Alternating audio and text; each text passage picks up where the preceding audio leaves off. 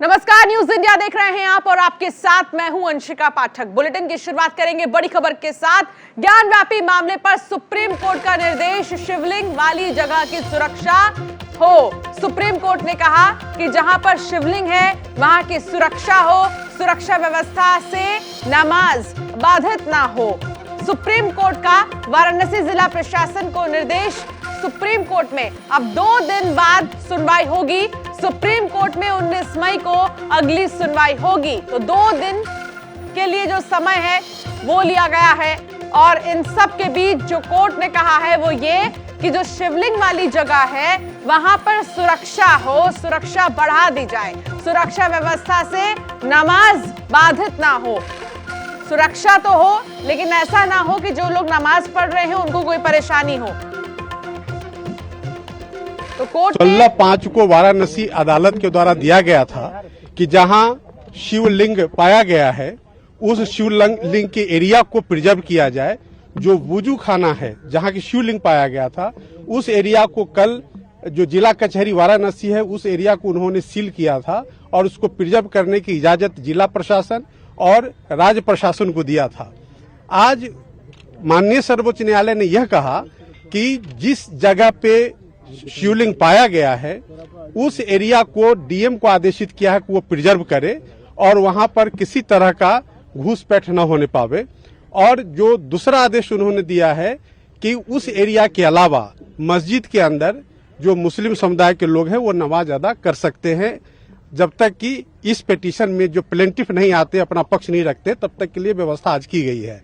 लेकिन जो सबसे खुशी की बात है कि जिस एरिया को जिला कचहरी ने सील किया था जहां शिवलिंग पाया गया है उस एरिया को प्रोटेक्ट करने के लिए, उसको सील करने के लिए माननीय सर्वोच्च न्यायालय ने भी आज डीएम को आदेशित किया है, डीएम वाराणसी को। तो अरविंद केजरीवाल ने कर्नाटक की बीजेपी सरकार पर शहीद भगत सिंह के अपमान का आरोप लगाया है। केजरीवाल ने किताब से शहीद भगत सिंह के चैप्टर हटाने पर तीखी प्रतिक्रिया दी है। दिल्ली के सीएम ने कहा है कि देश अपने शहीदों का ये अपमान बिल्कुल बर्दाश्त नहीं करेगा। बता दें कि कन्नड़ बुक्स से जहां शहीद भगत सिंह का चैप्टर हटाया गया है, वहीं नई बुक में सरकार ने आरएसएस संस्थापक केशव बलिराम हेडगेवार पर एक चैप्टर शामिल किया है, जिसको लेकर अब बवाल छिड़ा हुआ है और कांग्रेस पार्टी की तरफ से आरोप और प्रत्यारोप का जो दौर है वो देखा जा रहा है। हालांकि उनकी तरफ से ये कहना है कि एक तरह से अपमान है, तो दूसरी तरफ आम आदमी पार्टी का आरोप है कि अपमान किया जा रहा है शहीद भगत सिंह का, जिसमें कि चैप्टर में शामिल नहीं किया गया है, उनके नाम के बारे में, उनके बारे में नहीं शामिल किया गया है। चलिए आगे बढ़ते हैं। दिल्ली के मुंडका अग्निकांड के बाद आरोप प्रत्यारोप का दौर लगातार जारी है। आम आदमी पार्टी ने बीजेपी पर आरोप लगाते हुए कहा कि जिस बिल्डिंग में आग लगी वो लाल डोरे की जमीन थी। लाल डोरा में कमर्शियल एक्टिविटी कैसे हो रही थी? इस मुद्दे पर आम आदमी पार्टी की नेता आतिशी ने न्यूज इंडिया से खास बातचीत की। दिल्ली के अंदर मुंडका अग्निकांड को लेकर आम आदमी पार्टी अब बीजेपी पर आरोप लगा रही है। बातचीत के लिए आम आदमी पार्टी के नेता आतिशी जी। आतिशी जी, किस आधार पर आप बीजेपी पर इस पूरी अग्निकांड का आरोप लगा? देखिए, जिस बिल्डिंग में मुंडका में आग लगी वो एक लाल डोरा एक्सटेंशन की ज़मीन में थी। लाल डोरा की एक्सटेंशन में किसी भी प्रकार की कमर्शियल एक्टिविटी अलाउड नहीं है, लेकिन नॉर्थ एमसीडी ने लाल डोरा की एक्सटेंशन वाली ज़मीन में मनीष लाकड़ा जो इस बिल्डिंग के मालिक हैं उनको कमर्शियल एक्टिविटी करने का लाइसेंस दिया हुआ था। तो हम ये जानना चाहते हैं कि जिस इलाके में किसी भी प्रकार की कमर्शियल एक्टिविटी करने की अनुमति नहीं है, कैसे नगर निगम ने उनको लाइसेंस दे दिया? कुछ सालों बाद ये लाइसेंस एप्का ने, जो सुप्रीम कोर्ट की मॉनिटरिंग कमेटी है, उसके द्वारा इस लाइसेंस को रिवोक करके उस बिल्डिंग को सील कर दिया गया। लेकिन फिर भी गैर कानूनी तरीके से भाजपा के आशीर्वाद के साथ वहाँ पे इलीगल कमर्शियल एक्टिविटी चलती रही। तो भारतीय जनता पार्टी को इस बात का तो जवाब देना पड़ेगा कि लाल डोरा के इलाके में, लाल डोरा एक्सटेंशन के इलाके में कैसे उन्होंने कमर्शियल एक्टिविटी करने का लाइसेंस दे दिया। लेकिन जो फायर की एनओसी थी वो भी बिल्डिंग के पास नहीं थी, इस बात को भी बीजेपी जो है वो बोल रही है। कैसे होगी? जब अवैध निर्माण करवाती है भारतीय जनता पार्टी तो फिर वो बिल्डिंग कंप्लीशन सर्टिफिकेट ही नहीं देते। जब वो बिल्डिंग कंप्लीशन सर्टिफिकेट ही नहीं देते तो मामला फायर डिपार्टमेंट के पास जाता ही नहीं है, क्योंकि जब तक एमसीडी का बिल्डिंग डिपार्टमेंट जब तक किसी बिल्डिंग को अपना कंप्लीशन सर्टिफिकेट नहीं देता, तब तक वो मामला फायर डिपार्टमेंट के पास जाता ही नहीं है। तो जो सारा अवैध निर्माण पूरी दिल्ली में भारतीय जनता पार्टी की एमसीडी करवा रही है, वो आज पूरी दिल्ली को खतरे में डाल रहा है। एक सवाल थोड़ा सा अलग है। कर्नाटक की सरकार ने जो है शहीद भगत सिंह का नाम किताबों से हटा दिया है। खुद सीएम साहब ने भी इस बात को ट्वीट किया, कैसे देखते? देखिए, भारतीय जनता पार्टी का तो एक ही काम है, वो चाहते हैं कि देश के युवा गुंडागर्दी करें, लफंगई करें, दंगे करें, मार पिटाई करें। वो ये थोड़ी चाहते हैं कि देश के युवा कट्टर देशभक्त बन जाएं। अगर वो चाहते हैं कि देश के युवा कट्टर देशभक्त बने, देश के लिए अपनी जान न्यौछावर करने के लिए तैयार हो जाएं, तो वो भगत सिंह, शहीद आज़म भगत सिंह, जिन्होंने इतनी कम उम्र में देश के लिए अपनी जान न्यौछावर कर दी, उनके चैप्टर को किताबों में रखते। इनफैक्ट से 10वीं की किताब में क्या, वो तो ये कहते कि जब से बच्चा स्कूल में आता है, नर्सरी से लेके 12वीं तक, हर किताब में शहीद आज़म पर चैप्टर होना चाहिए, क्योंकि ऐसी ही किताबें पढ़ के, ऐसी ही उनकी ज़िंदगी से प्रेरणा लेके हमारे देश के युवा कट्टर देशभक्त बनेंगे। लेकिन वो कट्टर देशभक्ति थोड़ी चाहते हैं, वो तो गुंडागर्दी चाहते हैं, इसलिए वो गुंडागर्दी को बढ़ावा दे रहे हैं। बिल्कुल, ये थी आतिशी जी जिन्होंने तमाम मुद्दों पर न्यूज़ इंडिया के सामने अपनी राय रखी। कैमरा पर्सन गोपाल के साथ नमित त्यागी, न्यूज़ इंडिया, दिल्ली। प्रगतिशील समाजवादी पार्टी के राष्ट्रीय प्रमुख शिवपाल यादव ने बड़े मंगल भंडारे के आयोजन में शिरकत की। यहां उन्होंने हमारे सहयोगी से ज्ञानव्यापी मामले के साथ साथ 2024 चुनाव की तैयारियों पर भी खास बातचीत की। बसपा प्रमुख शिवपाल यादव जी हमारे साथ है। शिवपाल जी, बड़े मंगल का पावन पर्व है, कैसे शुभकामनाएं देंगे लोगों को? देखिए, आज जेठ महीने का बड़ा मंगल का दिन है, और ये जेठ के महीने में जितने भी मंगल के दिन आएंगे ना, तो सब लोग मंगल के दिन हनुमान जी के पूजा करते हैं, और इस दिन हनुमान जी के नाम से ये दिन माना जाता है, शुभ दिन माना जाता है। तो भंडारा होते हैं, और आज भी यश ने जो यहाँ पर भंडारा कराया है, हम सब लोग प्रसाद पा रहे हैं, पाया है अभी, तो ये शुभ दिन है। 2022 का चुनाव भी है और आपने अपने संगठन को एक बार फिर से मजबूत किया, तो कैसे है, कितनी मजबूती से उतरेंगे इस बार? देखिए, हम सब अपने संगठन को मजबूत बना रहे हैं, और बहुत जल्दी अभी हमने कई प्रकोष्ठों के अध्यक्ष बना दिए हैं। अभी हमें प्रदेश कमेटी भी बनानी है। पूरे प्रदेश में हमारे जिला अध्यक्ष अभी मौजूद हैं। बहुत जल्दी अब हम मीटिंग बुलाने वाले हैं, प्रदेश कमेटी बनाने वाले हैं, और 2024 की तैयारी कर रहे हैं, और मजबूत संगठन बना रहे हैं। तो इस बार अकेले उतरेंगे या साथ में उतरेंगे?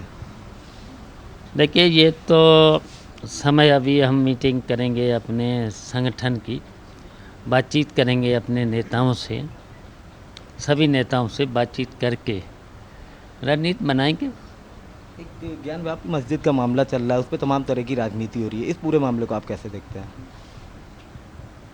देखिए, जो किसी भी आस्था से खिलवाड़ नहीं करना चाहिए किसी को, जिसको भी, जिससे भी आस्था है, तो उससे खिलवाड़ नहीं किसी को करना चाहिए। तो हमारा तो ये है कि जो खिलवाड़ें हो रही हैं वो नहीं होना चाहिए। तो देखिए, ये बसपा प्रमुख शिवपाल यादव जी थे, जिन्होंने बड़े मंगल की बधाई दी और साथ साथ इन्होंने बताया कि 2000 चुनाव में पूरी मजबूती के साथ उतरेंगे। कैमरामैन आशीष के साथ मैं अबूतला, news India, Lucknow. Mongia steel limited के संस्थापक डॉक्टर गुणवंत सिंह मोंगिया, जो पहचान के मोहताज नहीं है, लेकिन उनकी सफलता की कहानी बेहद दिलचस्प है। इन्होंने अपने स्कूटर की सवारी करते हुए लोहे की कीलें बेची और अब 600 करोड़ रुपए के टर्नओवर वाले कंपनी तक के सफर को तय किया है। न्यूज इंडिया से खास बातचीत में स्टील किंग डॉक्टर गुणवंत सिंह मोंगिया ने अपने संघर्ष भरे सफर की कहानी को साझा किया। मोंगिया स्टील लिमिटेड वैसे तो पहचान की मोहताज नहीं, लेकिन जो इसके संस्थापक हैं उनकी एक रोचक कहानी है जिसे सुनकर आप भी हैरान हो जाएंगे। कहीं ना कहीं वो युवाओं के लिए आइकॉन की तरह है।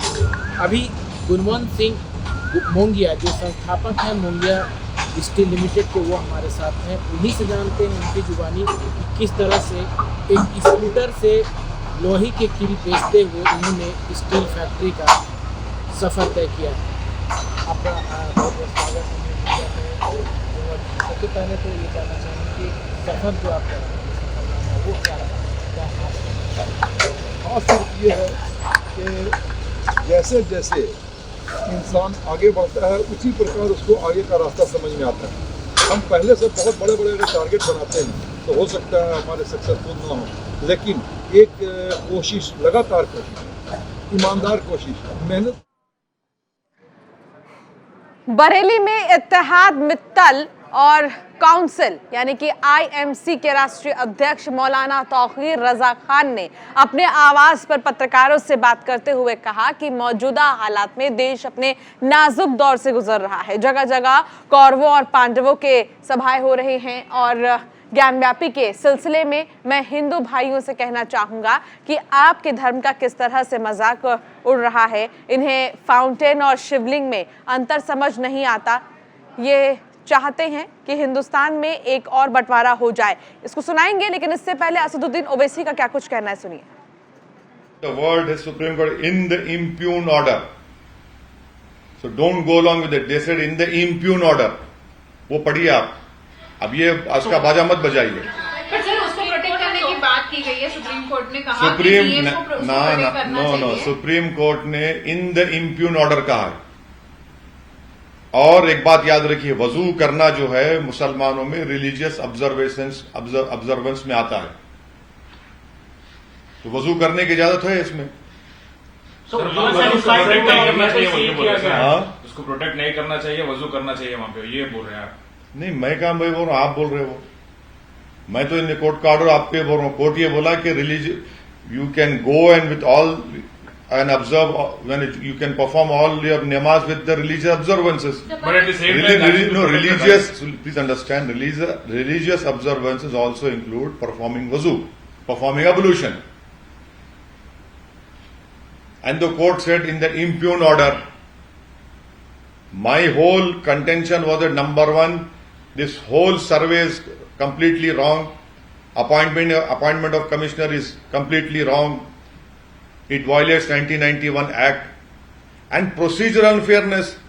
How can the other party, without even that survey commissioner going and giving a report, how can the court even without hearing the Muslim side issue an order? So that is why I am of the opinion that hopefully on 19th when the Supreme Court will hear this, we hope that the Supreme Court will give a complete stay on this order.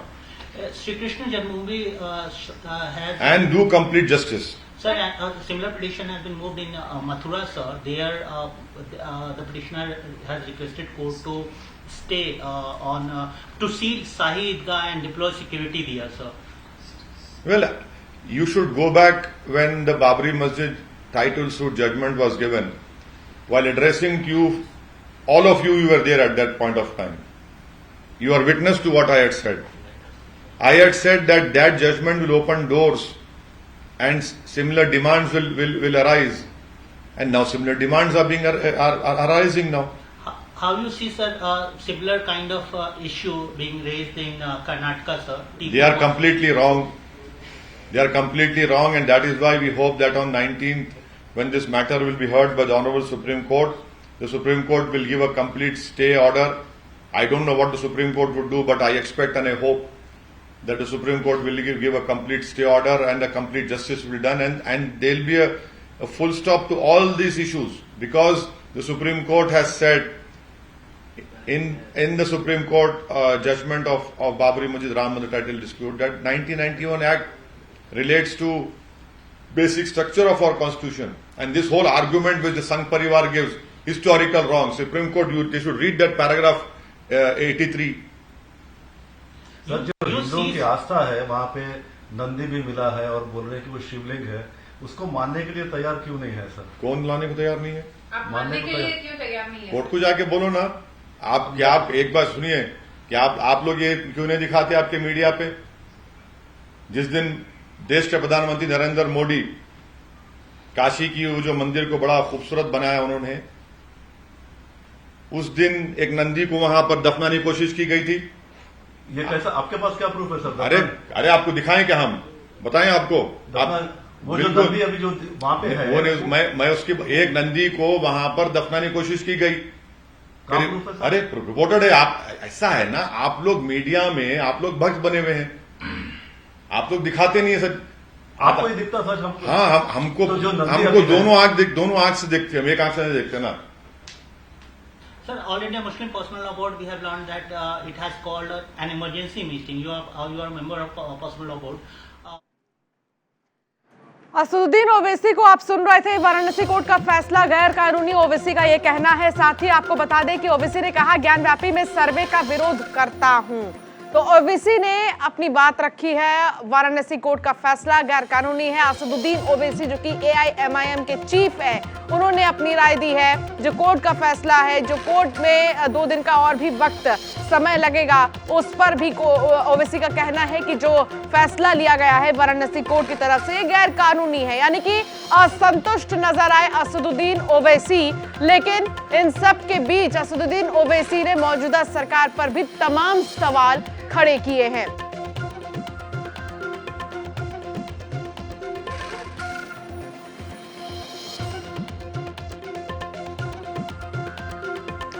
तो वहीं फिलिस्तीन की पत्रकार शिरीन अबू अक्लेह के West Bank में मारे जाने पर दिल्ली में फिलिस्तीन के दूतावास पर कई देशों के राजदूतों ने पहुंचकर शोक जताया है। साथ ही कई और हस्तियां भी फिलिस्तीनी दूतावास पर पहुंचकर पत्रकार शिरीन को श्रद्धांजलि दी। पत्रकार शिरीन को श्रद्धांजलि देने वालों में अरब लीग, कुवैत, माल्टा, क्यूबा और दक्षिण अफ्रीका, ओमान, सूडान और अल्जीरिया के राजदूत समेत कई देशों के राजनयिक शामिल रहे। इस मौके पर फिलिस्तीन के राजदूत अदनान अबू अल हाइजा से खास बातचीत की न्यूज इंडिया के हेड ऑफ स्पेशल अफेयर्स प्रशांत शर्मा ने। फिलिस्तीन दूतावास में हम लोग आज हैं और फिलिस्तीन में एक महिला पत्रकार का निधन हो गया, जिसके बाद यहाँ आज दुख प्रकट करने कई दूतावास आए हैं और भारत के कुछ प्रमुख लोग भी आए हैं। मेरे साथ फिलिस्तीन के राजदूत अबू अल हजा मौजूद हैं। आइए उनसे जानते हैं कि क्या घटनाक्रम था और क्या वो कहना चाहेंगे। Excellency, welcome in news India. What is you saying about this all incident in फिलिस्तीन? Thank you very much for India News 24/7. Let me say that it's not a new thing of the Israelis' crimes against the Palestinian people. This veteran journalist was working in Palestine from 1997, and she is well known to all the Israelis, soldiers or government or whatever. She has covered all the Israelis' crimes before. So what has happened exactly, that 4 journalists have come to journalist area far away from any direct connected between fighters, if they are from the Israelis or from the Palestinian side. And they were, as you have seen, in that tree, which normally they call it the journalist tree. Right, as long as they leave the car and they start walk for about 10 meters or so, they shot 2 people. They shot the journalist As-Samhoudi and in his back, and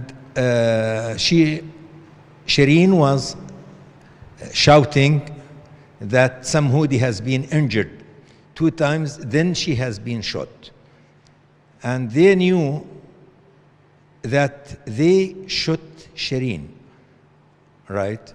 The weapon and kind of weapon is an Israeli, and the Palestinian fighters, they don't have that kind of weapon. So she has been assassinated by the Israeli army, and this is not new for the Israelis' crimes. this is not new for you, but you think this is not good for freedom of press? Look, I think responsibility also to the international community. We were fighting or struggling for 74 years. The international community are dealing in double standard. There is no good occupation and there is no bad occupation. Any occupation is bad. Now, if we look what has happened in Ukraine, within 1 week, these American and the Western countries, what they have done to Russia, right? So why Israel is out of the international law? For in West Bank and in Gaza, for 54 years, they are committed all these crimes. We might here condemn something like that, but Israel has not put in accountable. Israel should be put in accountability for its crimes. ये फिलिस्तीन के राजदूत थे जो कह रहे थे कि जो महिला पत्रकार के साथ फिलिस्तीन में हुआ वो एक अपराध था, वो हत्या थी और अंतर्राष्ट्रीय संस्थाओं को इस पर आगे आना चाहिए क्योंकि फिलिस्तीन कई सालों से इसे झेलता आ रहा है। अब ये रुकना चाहिए, शांति कायम होनी चाहिए। कैमरामैन गोपाल और सहयोगी नमित के साथ मैं प्रशांत शर्मा, न्यूज़ इंडिया, फिलिस्तीन दूतावास, दिल्ली। तो फिलिस्तीन दूतावास पर कई खास हस्तियों ने पहुंचकर शोक जताया। इन लोगों ने कहा कि पत्रकार शिरीन को हमेशा याद रखा जाएगा। सुनिए। She was a brave journalist and we condemned her death and the traitors. She was murdered while she was covering and it is a very cowardly attack on her and we must pray and pay our condolences on the behalf of Indo-Arab fraternity. See, what I am feeling as personality, that I know Shireen long time, since 1997 when she joined Al Jazeera after 1 year of the establishment of the channel. This time I am in journalism career, and Shireen built her career, personality and journalism career through 25 years of the journalism in Palestine, and her voice, her messages, her speech, her reports is well known for all the Palestinian people inside Palestine or outside. She's became one of the marks of our media, and she's also introduced our cause inside Palestine and out Palestine and covered all the actions on the ground. And everyone in Palestine and our people inside Palestine or outside Palestine or who's miss and will miss her voice and miss Shireen as a humanitarian, as a person, as a senior journalist. And this her died, our killer. It's very sad and sudden for all Palestinians and all the journalism people in all the Arab countries and all around the world, because she is, as I told, very senior. और फिलहाल इस bulletin में इतना ही, लेकिन break के बाद आप देखिए थोड़ी ही देर में 10 कदम मेरे सहयोगी रवीश के साथ।